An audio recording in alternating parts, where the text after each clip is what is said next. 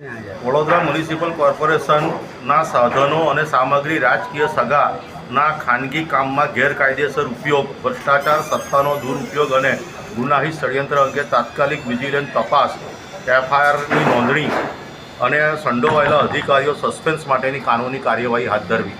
કારણ કે આપણે જુઓ છો કે દૈનિક અહેવાલોમાં, સમાચારોમાં આવ્યું છે કે આપણા કોર્પોરેશનના ડમ્પર હોય કે કોઈ પણ સામગ્રી આજે બિલ્ડરો હતા ખાનગી, એટલે કે આપણા લાગતા વળગતા અધિકારીઓ કે આપણા સત્તામાં વડોદરાની અંદર સત્તા ભોગવતા લોકો પોતાના બાપની પ્રોપર્ટીઓ, એ રીતે કોર્પોરેશનની પ્રોપર્ટીઓ, એની અંદર આવતા સાધનો હોય.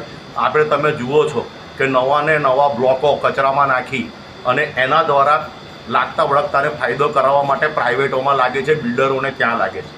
વડોદરાની જનતા મોદીજી પાછળ આંધળી હતી અને આજે અમારા ખૂન પસીનાના ટેક્સના રૂપિયાના પૈસાને આજે અમારી પાસે વેરો 1 વર્ષનો બાકી હોય તો સીલ મારી જાય.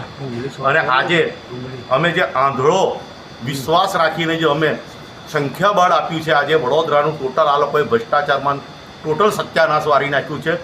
અને આજે પેપરોમાં આવ્યા હોવા છતાં વિજિલન્સ શાખા ખારીસિંગને ચણાના છોડા જોડાવે છે, કોઈ કામ કરતા નથી. તો અમે એ જાણવા માંગીએ છીએ કે અમે તમને આટલી બધી ફરિયાદો આપીએ છીએ, તમે ઇન્ક્વાયરી કેમ નથી કરતા? શા માટે તમે વિજિલન્સ ડિપાર્ટમેન્ટ આજે મહિનાઓમાં લાખોનો પગાર લે છે, એટલે વર્ષે કરોડોમાં તમે પગાર લઈને વડોદરાના શહેરના લોકોને વળતર કેમ નથી આલતા? એવા લાંચિયા અધિકારીઓને તમે સસ્પેન્ડ કેમ નથી કરતા? એમની પ્રોપર્ટીની તપાસ શા માટે કરવામાં નથી આવતી? આ જ બધા આની અંદર પુરાવા સાથે અમે મૂકેલું છે. દૈનિક અહેવાલો કયા કયા પેપરમાં આવ્યું છે.